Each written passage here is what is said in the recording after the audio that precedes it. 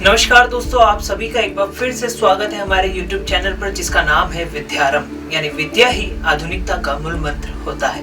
तो दोस्तों, आज जो हम टॉपिक लाए हैं वो है Faraday laws of electromagnetic induction, जो कि हमारे electrical machine first chapter number first का यह टॉपिक है। हमारी कुछ क्लासेस हो चुकी हैं, जिन्होंने नहीं देखी है उनके लिए मैं लिंक डिस्क्रिप्शन में ऐड कर दूंगा, लेकिन आपको शुरुआत से समझना जरूरी है। इस पूरे चैप्टर को डायरेक्ट इस टॉपिक पे मत आइएगा, ठीक है। Faraday laws of electromagnetic induction बहुत ही इंपॉर्टेंट टॉपिक है हमारे एग्जाम से रिलेटेड भी, लेकिन उससे ज्यादा आपके लिए इसलिए इम्पोर्टेंट है क्योंकि आप एक इलेक्ट्रिकल इंजीनियर हैं और यह बेसिक है इलेक्ट्रिसिटी का। हाँ, कैसे?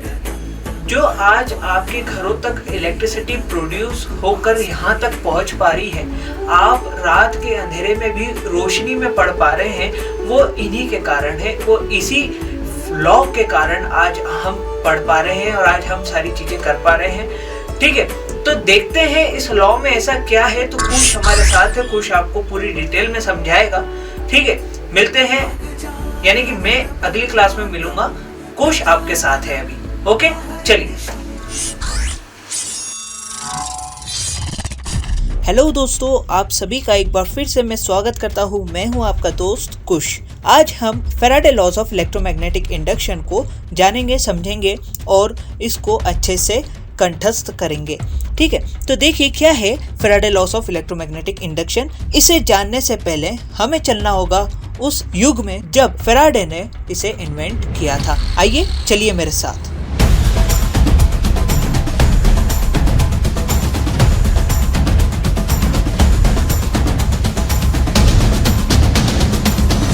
देखिए, आज के युग में हम जनरली कोई भी लाइट को जलाने के लिए हम क्या करते हैं, सिंपली एक बैटरी का कनेक्शन कर देते हैं लाइट से, ठीक है। जैसा आपको फिगर में शो हो रहा है, सिंपली हमने कनेक्ट किया इसे कैसे, लाइट से। देन हमारी लाइट का हमने स्विच ऑन किया, हमारी लाइट ग्लो होना स्टार्ट हो गई। लेकिन हमें तो यहाँ पे क्या करना है, हमें तो यहाँ पे खुद करंट इंड्यूस करना है, खुद करंट बनाना है। तो फैराडे ने यही किया। फैराडे ने क्या किया, आइए आपको आगे दिखाते हैं। फैराडे ने क्या किया, सबसे पहले फैराडे ने एक कॉइल ली, एक कॉइल में उसने सिंपली एक करंट कनेक्शन किया। अब देखिए यहाँ पे क्या हुआ, अब जैसी करंट इस कॉइल में फ्लो होना स्टार्ट हुआ, वैसे इसमें एक मैग्नेटिक फील्ड जनरेट हुई। इस कॉइल के इर्द गिर्द आपको दिख रही होगी वह एक मैग्नेटिक फील्ड जनरेट हुई। यह मैग्नेटिक फील्ड कैसे जनरेट हुई, हमने क्या किया, सिंपली इसमें करंट पास कराया और इस करंट के फ्लो होने के कारण इसमें फ्लक्स जो है वो जनरेट हुए, और फ्लक्स जनरेट होने के कारण इसके आजू बाजू क्या हुई, एक मैग्नेटिक फील्ड जनरेट हुई। उसे ही हम बोलेंगे इंड्यूस्ड मैग्नेटिक फील्ड। अब फैराडे ने यहाँ पे सोचा कि क्या हम इसी मैग्नेटिक फील्ड का मदद लेकर इलेक्ट्रिक करंट जनरेट कर सकते हैं, क्या इलेक्ट्रिक करंट इंड्यूस कर सकते हैं। यदि करंट मैग्नेटिक फील्ड बना रहा है तो हो सकता है कि यह मैग्नेटिक फील्ड के जरिए इलेक्ट्रिक करंट भी बनाए। देखिए उन्होंने क्या किया, उन्होंने सिंपली एक कॉइल ली, जैसा कि आपको स्क्रीन पर शो हो रहा है। एक कॉइल ली है उन्होंने, सिंपली कॉपर की कॉइल है। उस कॉइल में क्या किया, उन्होंने गैल्वेनोमीटर कनेक्ट किया। गैल्वेनोमीटर इसलिए कनेक्ट किया है, हम पहचानेंगे कैसे कि इसमें करंट फ्लो हो रहा है, तो गैल्वेनोमीटर की मदद से हम उसके डिफ्लेक्शन के थ्रू यह पहचान लेंगे कि हाँ इसमें करंट फ्लो हो रहा है। ऐसा एक्सपेरिमेंट में किसने किया था, फैराडे ने, उस दौरान जिस वक्त उन्होंने ये एक्सपेरिमेंट किया था। लेकिन हम जब एक्सपेरिमेंट करेंगे अभी, तो हम यहाँ पे गैल्वेनोमीटर का उपयोग नहीं करेंगे, ये बहुत पुराना सिस्टम हो गया। हमें तो सिंपली चेक करना है कि हाँ कॉइल में करंट फ्लो हो रहा है या नहीं। तो ये हम सिंपली उस कॉपर वायर से हम हमारे बल्ब को कनेक्ट कर देंगे, जिससे हमें ये तो पता चल जाएगा, अगर बल्ब ग्लो होगा तो हमें समझ में आ जाएगा ना कि करंट फ्लो हो रहा है, ठीक है। अब देखिए हम पहचानेंगे कैसे कि करंट फ्लो हो रहा है, जब इस कॉइल में लगा बल्ब येलो कलर में ग्लो करेगा, इसका मतलब करंट क्या है, क्लॉकवाइज डायरेक्शन में फ्लो हो रहा है। और जब ये बल्ब ब्लू कलर में ग्लो करेगा, इसका मतलब ये जो करंट है वो एंटी क्लॉकवाइज डायरेक्शन में फ्लो हो रहा है। अब देखिए क्या हो रहा है, ध्यान से देखिएगा, बहुत ध्यान से समझिएगा। अब हम क्या करेंगे, हमारे पास हम इसमें कोई बैटरी या फिर कोई एसी या फिर वोल्टेज का सोर्स नहीं देंगे इस कॉइल में करंट जनरेट करने के लिए। हमने क्या करना है उपयोग में, हमने एक बार मैग्नेट लेना है। बार मैग्नेट जिसके एस और एन पोल होते हैं, साउथ पोल और नॉर्थ पोल होता है, जैसा कि फिगर में आपको शो हो रहा होगा। ठीक है, तो हमने क्या किया, साउथ पोल और नॉर्थ पोल हमने लिया। अब हम क्या करेंगे, अब ध्यान से देखिएगा। अभी हमने इसको नॉर्थ पोल को हमने किसके पास लेके आए हैं, उस कॉइल के पास, लेकिन कोई करंट इसमें फ्लो होता हुआ नहीं दिख रहा है। ओ, ये क्या हुआ, हमने जैसे बार को पीछे खसकाया वैसे इसमें एकदम फ्लैश हुआ। देखिए एक बार फिर से, सच अमेजिंग थिंग। मतलब कि वो खुद हैरान हो गए थे उस दौरान जब उन्होंने उस बार मैग्नेट को अंदर बाहर उस कॉइल के करके देखा, तो एकदम से फ्लैश उसमें जनरेट हुआ। जैसे आप देखेंगे कि एंड साइड वाला जो पोर्शन है उस बार मैग्नेट का, जैसे उन्होंने इनसाइड किया उस कॉइल के, तो क्या हुआ, येलो कलर में लाइट जनरेट हुई। येलो कलर में लाइट जनरेट हुई या फ्लैश हुई, तो उसका मतलब क्या हुआ कि हमारा जो करंट है वो क्लॉकवाइज डायरेक्शन में उस कॉइल में फ्लो हो रहा है। अब जैसे वो बार मैग्नेट को अंदर से वापस बाहर की ओर निकालते हैं, तब क्या होता है कि ब्लू कलर की लाइट जनरेट होती है, ब्लू कलर की लाइट ग्लो होती है इस बल्ब में। तो इसका मतलब क्या हुआ कि जो हमारा करंट है वो किस डायरेक्शन में, एंटी क्लॉकवाइज डायरेक्शन में फ्लो हो रहा है, मतलब नीचे की ओर, उल्टी डायरेक्शन में, है ना। तो यहाँ पर ये समझ में आया कि हमारा जो मैग्नेटिक फील्ड है वो प्रोड्यूस कर सकती है करंट, लेकिन कब, जब कॉइल को उस मैग्नेटिक फील्ड में रखेंगे और चेंज इन मैग्नेटिक फील्ड, उस मैग्नेटिक फील्ड में बार बार चेंजेस लाएंगे, तब जाके उस कॉइल में करंट फ्लो होना स्टार्ट हो जाएगा। तो हमारा जो पहला जो लॉ है वो यही है, देखिए ध्यान से। फर्स्ट लॉ पढ़िए फैराडे का। First law states that when the flux linking with a coil or a circuit is changes and EMF is induced in the coil।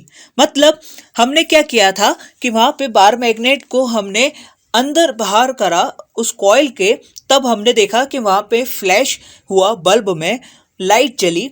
ये क्यों हुआ, क्योंकि जो फ्लक्स थे उस मैग्नेट के उसने लिंक किया सर्किट से, लेकिन उसमें जो चेंजेस थे फ्लक्स के उसने हमें जनरेट किया एक ईएमएफ। उस ईएमएफ के जनरेट होने के कारण ईएमएफ का जनरेट हुआ उस कॉइल में, जो हमने कॉपर की कॉइल ले रखी, जैसा कि फिगर में शो हो रहा है, इसमें ईएमएफ जनरेट हुआ। वो ईएमएफ जो जनरेट हुआ उसी के कारण उसमें करंट फ्लो हुआ।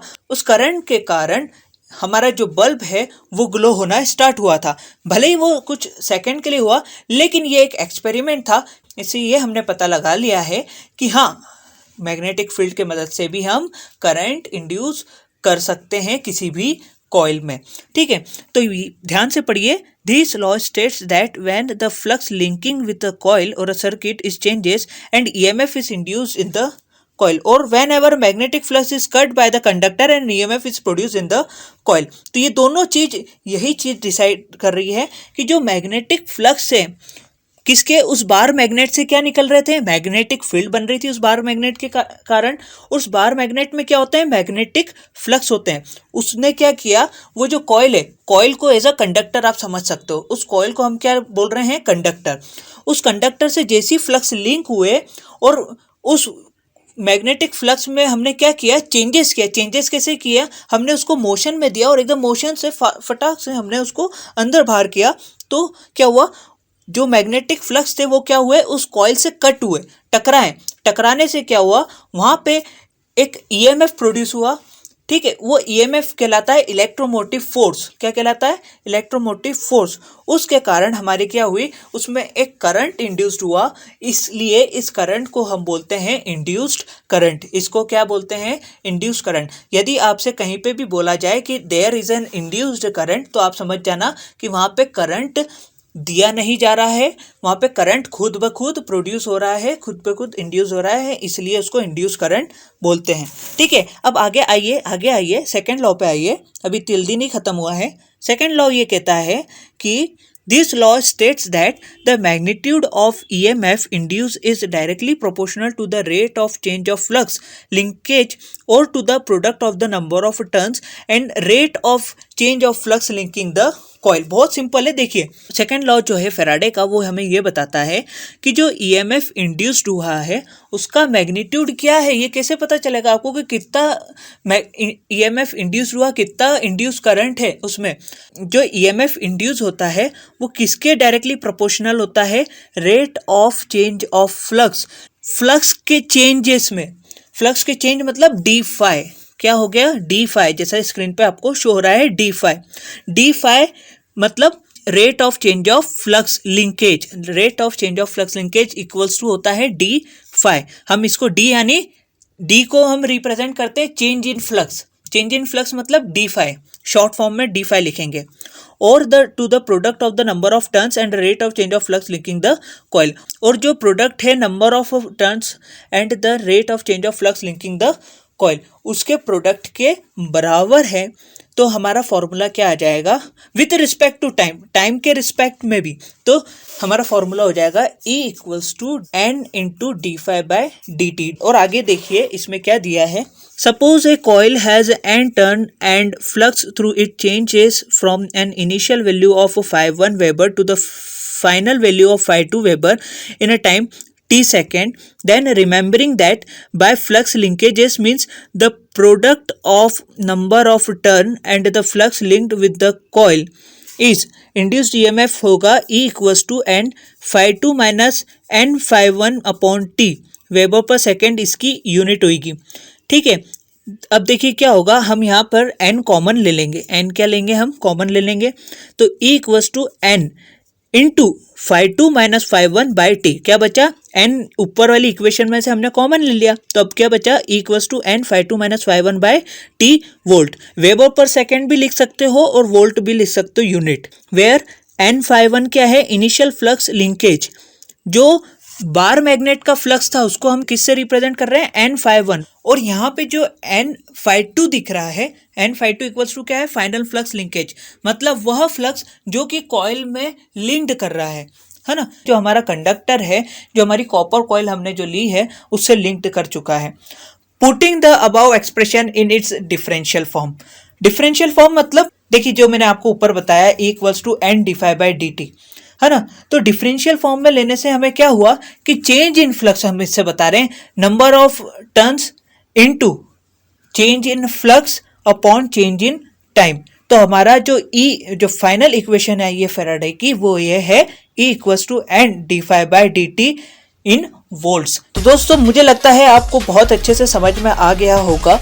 यदि नहीं समझ में आया तो वीडियो को फिर से स्टार्टिंग से देख लीजिए, क्योंकि पूरा बेसिक कॉन्सेप्ट से मैंने आपको बताया है। और ध्यान रखें, आसपास सफाई बनाए रखें और देखते रहिए विद्यारंभ, और मास्क लगा के रखें। ज़रूरत पड़ने पर ही घर से बाहर निकलें, बेवजह ना निकलें, और स्वयं का ध्यान रखें, अपने माता पिता का ध्यान रखें, अपने दादा दादी का ध्यान रखें, और एक बार फिर देखते रहिए विद्यारंभ। धन्यवाद।